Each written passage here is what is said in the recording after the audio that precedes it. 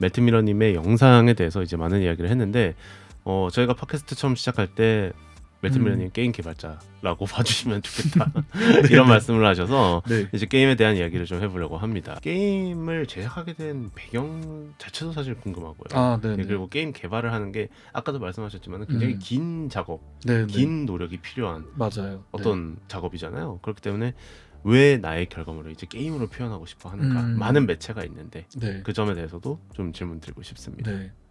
김도희, 김원주, 그리고 이제 슈퍼셀러스. 알루미늄의 이유미, 네. 슈퍼샐러드 디자인, 그리고 이제 그 스탠드업 코미디언 김정각 씨까지.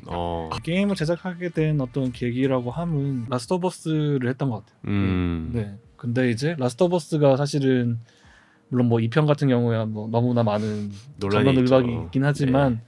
사실은 1편은 다들 이제 딱 주목했던 것이 게임이 문학의 정수까지 닿았다라고 이제 뭐 그런 식의 얘기를 했는데 그 점에서 이제 여러 가지 것들이 보이기 시작한 거죠 그때. 네, 근데 이제 그 중에서 도드라졌던 것이 시네마틱한 어떤 순간을 재현하려고 하는 움직임들이었던 것 같아요. 그 당시 특히 이제 트리플 A급 게임들이 계속 보여지고 있는 태도가 지금까지 사실은 그 시네마틱한 묘사들이 있잖아요. 그리고 그렇죠. 이제 영화를 뛰어넘는 순간들도 종종 보여지고요. 뭐 미디어 믹스로 나오기도 하고요. 네네네, 맞아요. 사실 그러다 보니까 그 시기쯤에 이제 나왔던 게임들을 계속 접하게 되면서 이미 그러니까 실사 카메라가 할 수 있는 범주를 넘어선 것들이 너무 많이 보여지고 또 그래픽적으로도 그 당시에 RTX 2080이었나? 그 그래픽도 나왔던 것 같아요. 그러면서 레이트레이싱 기술 같은 것도 그때부터 실시간으로 구현이 되는 시기가 왔었단 말이죠. 게임이 이미 시네마를 먹고 있다는 느낌을 그때 처음 받았던 것 같아요. 네. 그러다 보니까 이제 실사 영상을 제가 다루는 것이 오히려 태보하는 지름길이 아닌가 그런 좀 극단적인 생각이 들었었거든요. 지금은 메커니즘에 대한 게임을 더 애착하고 있지만 사실 그러다 보니까 이미 게임 속에 영상도 들어가 있고 어떻게 보면 음악 같은 것도 다 들어가 있고 이제 모든 이제 그 매체들이 다 포괄되어 있는 장르고 동시에 자유의지에 의한 플레이가 껴 있으니까 너무나 커 보이는 거예요, 게임이라는 것이. 그렇게 돼서 저한테 갑자기 약간 게임으로 빨리 가지 않으면 안 되겠다는 조급증이 생길 정도로 좀 그런 시기 있었거든요. 그래서 좀 단호하게 그때 영상을 아예 그만두겠다고 얘기했던 것 같아요. 네, 왜냐면은 그러지 않으면은 게임을 하나도 못 만들 것 같다는 생각이 들었었거든요. 사실 그래서 이제 엄청 말도 안 될 만큼 단호하게 게임 개발로 뛰어들었고요. 근데 이제 아까 말씀드린 것처럼 진짜로 너무 힘들었고 너무 고단한 시간이었었어요. 네. 그러면서 이제 또 동시에 그때 관심을 가지기 시작했던 것이 이제 그래픽으로 만들어지는 이런 디지털 게임이 아니었고 그런 보드 게임이라던가 TRPG류의 게임을 계속 즐기고 배워가는 시기였는데 그것이 정말로 좀 새롭게 느껴지긴 하더라고요. 그리고 이제 게임이라는 것이 가지고 있는 최대의 아름다움이 사실은 시각적인 부분에 제한되어 있는 것이 아니고 그 메커니즘과 플레이하는 것 자체에 있다는 걸 나중에 알게 된 거예요. 네.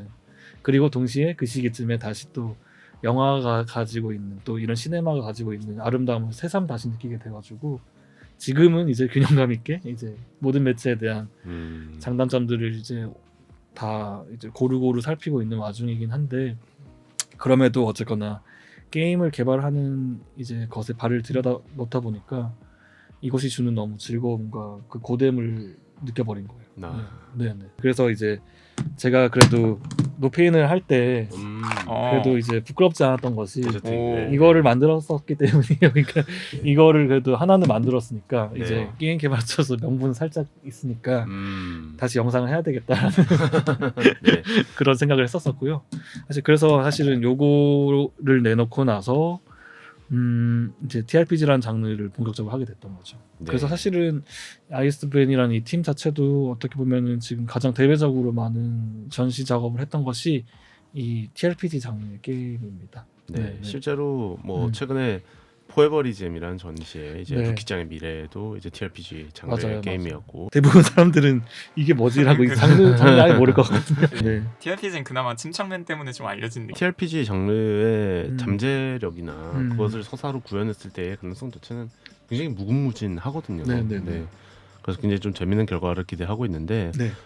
최근에 사실 뭐 루키짱의 미래도 그렇고 네, 아까 네. 시네마틱한 요소를 말씀하셨는데 정말 그 말씀하신 것처럼 딱 규격화돼 있고 네. 불필요한 부분이 없는데 네, 네. 그러다 보니까 뭔가 가면 갈수록 음, 이거 대체 어떻게 클리어하지? 너무 어려운데? 이 생각이 너무 드는 거예요. 그 점은 참 뭐랄까 게임 개발자 입장에서는 너무 죄송스럽고 반성해야 될 일이고요. 하지만 또 작업자 입장에서는 원래 의도대로 가네 약간 이렇게 두 가지 마음이 네. 교차가 되는 그런 순간인 것 같아요. 네. 포그 같은 경우에는 제가 이제 원하는 방향성이 게임적인 어떤 메커니즘이 철저히 필요한 구간도 존재하지만 사실은 그때 이제 그 현장에 있던 뮤트 같은 경우에는 전시를 위한 어떤 구간들도 꽤 많았었거든요. 그러다 보니까는 전시 작업으로서 이제 약간 근데 한번 돌려서 표현하긴 했었어요. 그러니까 보통 이제 전시장에서 만나게 되는 게임들이 가지고 있는 특성이 제가 느낄 때는 애초에 이제 클리어를 한다는 걸 가정하지 않은 경우도 좀 있고 그 현장에서 그리고 실제로 그 인파들의 이제 사이에서 이 게임을 실제로 할 수 있는 시간이 5분 내외 혹은 10분 내외인 경우도 존재하고요. 네. 하지만 이제 그럼에도 불구하고 결과적으로 이것이 기승전결을 가진 게임이었으면 좋겠다는 마음이 컸기 때문에 사실 포그 뮤트 같은 경우에는 후반부 같은 경우는 전부 철저히 게임적인 어떤 포인트로만 이루어져 있고요. 사실 또 앞쪽 같은 경우에는 되게 어떻게 보면은 감상하는 게임에 가까워요. 그러니까 플레이하는 게임이라기보다는 그렇죠. 네. 감상하고 읽게 되는 게임에 가깝거든요. 그래서 그런 맥락에서의 만약에 이제 읽는 구간을 다 무사히 통과하신 분들은 그것이 이제 맞아요. 플레이하는 게임 영역을 갔을 것 같고 거기서의 어떤 게임적인 뉘앙스를 얻으셨을 것 같은데 만약에 이제 그까지 가지 못했다면 이것이 이상한 감상하기 위한 게임처럼 느껴졌을 것 같긴 합니다. 그리고 이제 두 번째로 빌라 매니저 같은 경우에는 사실은 그 게임 만든 김성각 씨가 노렸던 것이 사실상 그 게임은 이제 플레이를 위한 게임이라기보다도 어떻게 보면 서서 전투가 존재하는데 전투마저도 이것이 내가 의지하는 대로 진행되는 어떤 전투의 자유의지라기보다는 말 그대로 이미 짜여진 각본을 수행하는 형태 그리고 심지어 그 수행의 위치가 보통 적이 있고 내가 있는 위치가 역전되어 있고 네. 거기서 오는 되게 이상한 즐거움이 있어요. 네, 사실 근데 그 테이스트를 못 견뎌하는 분들이 꽤 계시더라고요. 제가 본 사람들 중에서는 시작하자마자 이게 파워 광고 같은 네, 그런 맞아요. 식으로 네. 막 계속 사람을 성질 돋구게 하는 게 있는데 이제 네. 거기서 포기해버리는 분들이 절반이었고 네. 나머지 분들은 전투에서 이탈해버리고 약간 그런 네. 식이어가지고 뭐 빌런 매니저라는 이름에 네. 가장 잘 걸맞는 설정이었다고 생각합니다. 네, 맞습니다. 김정각이라는 친구가 지금 스탠드업 코미디를 하고 엄청 악취미적인 측면이 너무 잘 드러난 명작이라고 생각합니다. 그렇습니다. 네. 게임으로 간주되는 모든 것을 이제 제작한다는 모토가 네. 있어요. 네. 게임으로 간주되는 모든 것을 제작하면서 던지고자 하는 메시지가 있으실 것이고 네. 이 게임을 통해서 표현하는 어쨌든 표현의 폭을 넓히시는 과정인 거잖아요. 네, 맞아요. 근데 핵심적으로 전달하고 싶은 가치가 무엇일까요? 지금으로서는 저희 팀이 이제 되게 전달하고 싶은 가치 중에 큰 것은 즉흥적인 이야기에서 온 즐거움인 것 같아요.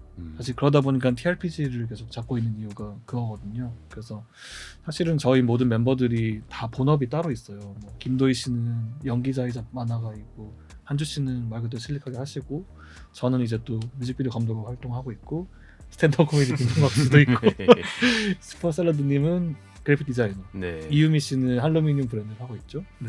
근데 이제 다 이렇게 서로 진짜 겹치는 게 없는 이런 분야에서 온 사람들이 모여서 뭔가를 하고 있는데 그 사람들이 모였을 때 가장 즐거웠던 순간이 즉흥적인 이야기를 만들어내고 그걸 향유하는 것이었거든요. 그러다 보니까 자연스럽게 TRPG라는 장르를 계속 다루게 됐고 그런 와중에서 이제 또 근데 TRPG 좋은데 우리가 만든 TRPG는 조금은 이상했으면 좋겠다라는 게 있었거든요. 그러다 보니까 루키짱의 미래도 보면은 사실은 되게 다크한 TRPG죠. 그렇죠. 네. 네, 친구의 죽음으로부터 시작된 이야기를 하는데 그 친구를 살려낼지 죽일지를 계속 또다시 결정을 해야 되고 심지어 제작자인 김도희 씨의 관점은 살리지 않았으면 좋겠다. 그래가지고 죽음이란 거를 맞이하는 그 감각을 사람들이 계속 느꼈으면 좋겠고 누군가 갑자기 살아난다는 비현실적인 상황이 가급적 일어나지 않았으면 좋겠지만 그럼에도 기적이라는 것은 존재했으면 좋겠다 약간 그런 마음이 있었거든요. 네, 사실 그러다 보니까 이제 조금 그런 독특한 테이스트를 가진 TRPG를 계속 제작하고 싶다는 게 좀 저희 마음에 컸었던 것 같고, 그리고 사실 지금도 이제 개발 중인 다른 이제 묘기장의 미래 같은 경우는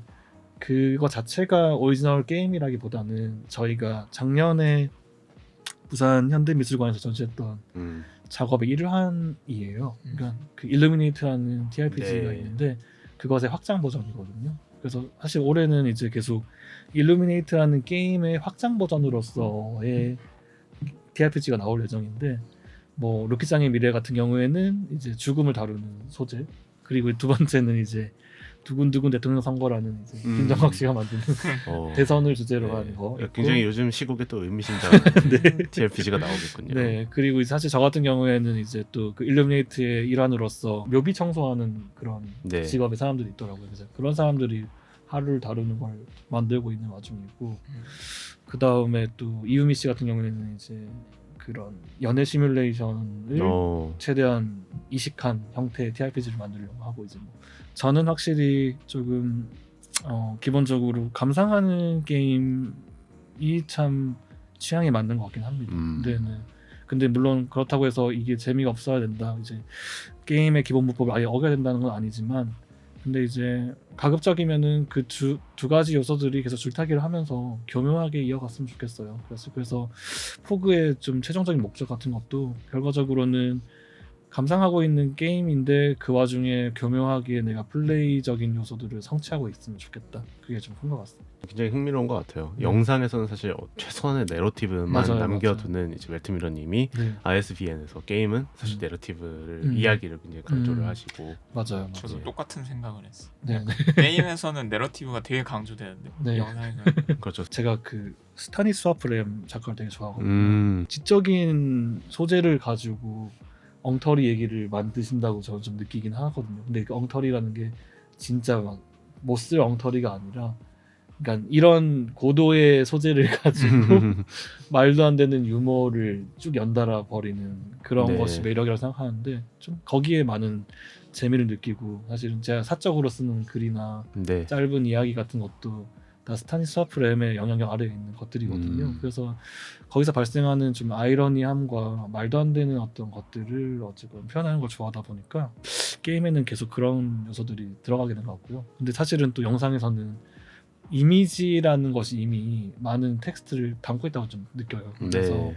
사실은 오히려 텍스트를 덧붙이는 것이 방해가 된다, 오히려 이미지를 감상하는 데는, 그런 생각을 좀 하거든요. 네. 이미 그 대상이 등장함 자체에서 오는 인식과 선입견 같은 것들이 너무나 많은 걸 담고 있다 생각하기 때문에 그것만 잘 제가 배치만 잘 해도 충분히 된다. 좋은 것을 만들 수 있다라는 네. 좀 생각을 하고 있습니다. 창작에 있어서 영감을 주는 것들이 뭐 얼마나 많겠습니까? 사실 네네. 과거부터 따지면 정말 한도 끝도 없을 그쵸. 것 같다는 생각이 들고 네. 멜트미러에게 영감을 주는 네네. 것들에 대해서 간단하게 말씀해 주시면 네. 좋을 것 같아요. 일단 근데 또 한번 얘기하겠지만 이온플럭스가 확실히 지금은 저한테 이온 플러스. 가장 좀 큰 것 같아요. 네. 특히 그러니까 원래도 알고 있는 작업이었고 이제 여러 루트로 감상을 하긴 했었었는데, 새삼 이게 또 91년작인데 지금 2024년에서 봤을 때 제가 느끼는 감각이 달라졌더라고요.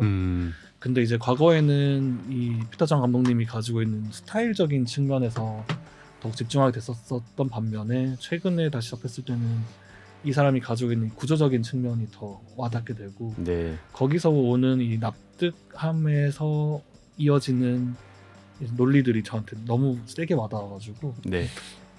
그래서 사실은 계속 이온플럭스적인 어떤 태도를 취하고 싶다라는 게 사실은 지금의 제 마음에 좀 각인이 많이 되어 있고요. 네. 게임 같은 경우는 바바이스 유라는 게임이 있어요. 누가 저한테 가장 좋아하는 게임 뭐냐고 물으면은 그냥 고민 없이 바바이스 유를 얘기하거든요. 근데 사실 바바이스 유가 그렇게 느껴졌던 이유가 아까 말씀드린 것처럼 이제 사람들이 이제 집중하게 되는 시네마틱한 어떤 순간들, 게임이 가지는 이제 그런 것들, 심지어 또 작년에는 칸 게임제가 또 생겼잖아요. 네. 근데 보니까 되게 다들 시네마틱한 작업을 만드는 제작자들이 심사위원이고 여전히 또 그런 사람들에 의해서 해석이 되는 게 되게 그렇죠. 아쉽더라고요. 네. 근데 사실은 제가 이제 게임이 게임답다고 좀 느꼈던 가장 직설적인 순간이 바바이즈였던 것 같아요. 그 엄청 단순하잖아요. 그렇죠. 퍼즐 게임이고. 퍼즐 게임이죠. 네. 근데 다만 그 퍼즐이 말도 안 되는 네. 그 시스템적인 것들을 다 산산조각 낼 수 있는 멋진 퍼즐이라는 것이 너무나 좋았고 사실 그래서 좀 모르겠어요. 그러니까 재능이 닿는다면은 바바이즈유 같은 게임을 설계를 할 수 있는 포그를 만들고 싶다. 그런 생각을 좀 하게 되는 게 있고요. 좋습니다. 네. 근데 또 반면 또 되게 좋아하는 게임은 켄터키 루트 제로라는 게임도 되게 좋아하는데 그 게임은 또 반대로 완전 시네마틱하잖아요. 그렇죠. 근데 다만 이제 시네마틱한 순간을 넘어서는 연극적인 모먼트들이 분명히 있거든요.